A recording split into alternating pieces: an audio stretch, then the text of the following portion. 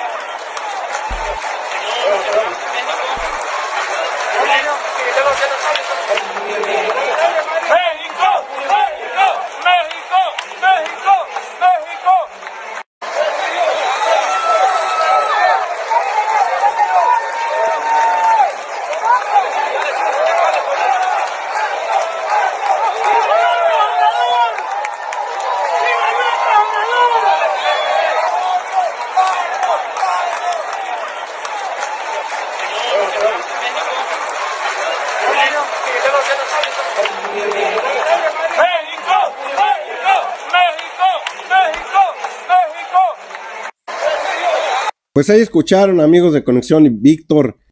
¡Viva López Obrador!, gritaba uno de los presentes ahí en el estadio, y ¡viva México!, a manera de coro ahí en Honduras, Vittorio. Pues le guste o no a la oposición, Carlos, eso implica un reconocimiento a la labor que ha venido realizando Andrés Manuel López Obrador aquí en México. No solo aquí nos damos cuenta de cómo hemos avanzado en la política, en la economía, cómo hemos avanzado en la cuestión técnica, el comercio exterior cada vez está mejor, hay muchos rubros que pudiéramos considerar como para sentirnos orgullosos. Bueno, pues aún los hondureños, con el poco conocimiento que tienen de lo que sucede aquí en México, con esto nos hablan de que ya reconocen el trabajo realizado por la Cuarta Transformación y por Andrés Manuel López Obrador. México, México, gritaban, Víctor. Otra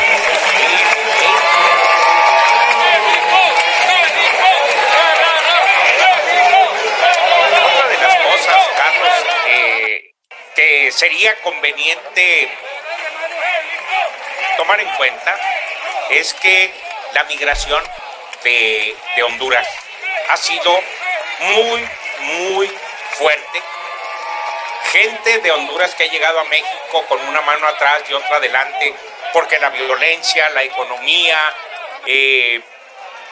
son factores que no favorecen al pueblo, porque naturalmente, lo acabas de decir tú, había una persona neoliberal teniendo las riendas de Honduras y provocando pobreza, provocando miseria, provocando falta de empleo, provocando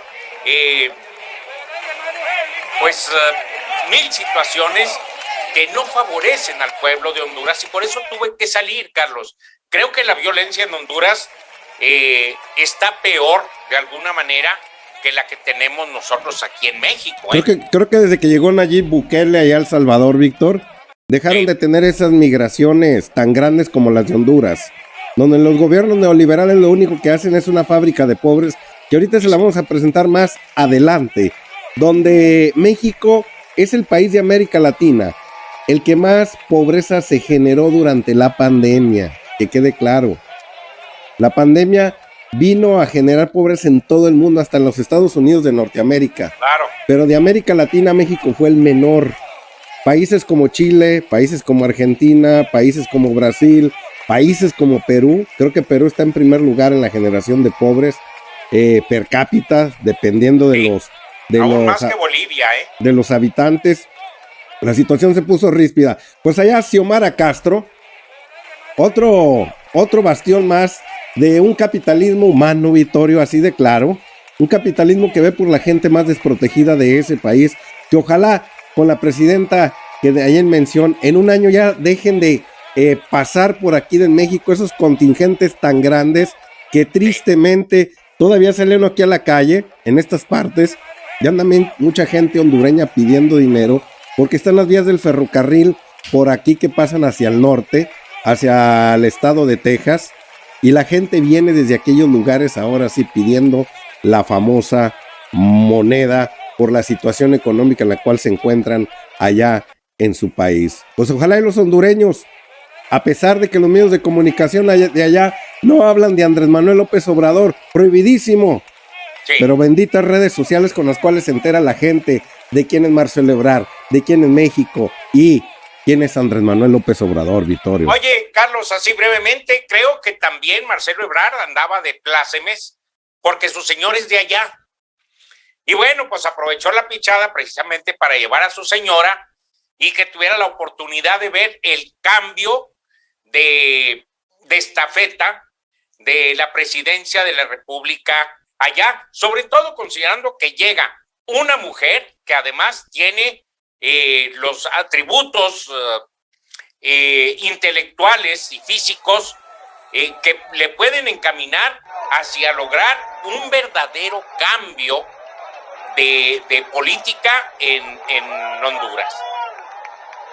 Arriba López Obrador, gritaba ahí parte de la gente que estaba en ese tumulto, Vittorio. Como siempre, la cuarta transformación sigue siendo de exportación a todos los países de América Latina y parte de Europa. El señor Biden creo que debe de entender que ya no debemos estar en esas políticas rapaces neoliberales sin sentido alguno, la cual lo único luchan nada más por el acumulamiento sin sentido alguno. Me decían el otro día que por qué las principales empresas de todo el mundo, las más grandes, Víctor, el 80% están en los Estados Unidos de Norteamérica. Una que otra está en Europa, las demás están en China. Una que otra está en Japón, Vittorio, como es Toyota. Sí, señor. Me decían que por qué en Europa no había. Porque en Europa todavía, afortunadamente, la acumulación de capital la frenan mucho y lo que hacen es la repartición. Allá hay muchos ricos, pero no supermillonarios. Es raro que usted encuentre en Europa un hombre como el señor Bezos, un hombre como el señor Elon Musk, un hombre como Carlos Slim, un hombre como Salinas Pliego, un hombre como este señor Steve Jobs, que ya falleció, Vittorio. Sí. Un señor como el dueño de Microsoft, un señor como... Hank Tron, Carlos. ¿Cómo? Carlos Hank Tron. Esos son de las riquezas obtenidas a manera de tanta tranza, Vittorio. Sí. Y gente como el dueño disque de Facebook, que no son los dueños, son los payasos ahora sí, porque detrás hay fondos federales, fondos de las grandes financieras detrás de esas compañías como de Zuckerberg, el dueño de Facebook, entre comillas, así como los que nombré ahorita. Porque allá todavía se usa en los Estados Unidos, es la acumulación por la acumulación, nada más, sin ningún sentido alguno. No hay reglas donde te digan hasta aquí, deja que otros crezcan y que haya una mayor competencia para que la riqueza se reparta más entre toda la sociedad. No, ¿cómo es posible que en México, teniendo 60 millones de mexicanos en pobreza, Vittorio, tengamos 20 y tantos o 30 y tantos en las revistas de Forbes? Eso es algo que no lo entiende la gente de Europa. Sí, por supuesto. Yo creo que nadie, salvo aquellos que nos pongamos a pensar un poquito y sepamos de alguna manera cuál ha sido la trayectoria de cada uno de nuestros multimillonarios, podremos darnos cuenta cómo, Carlos, a través de esa vinculación con el gobierno, los empresarios han podido hacerse multimillonarios porque solos no pudieron hacerlo, Carlos, sin apoyo del gobierno, sin tener alguien que pudiera ser sus cómplices, no pudieron hacerlo, Carlos. Solo teníamos 2, Víctor, o 3 creo, cuando empezó Salinas de Gortari y cuando terminó ya eran 20. Qué casualidad. Efectivamente, ya había uno, Carlos, y estaba en Nuevo León.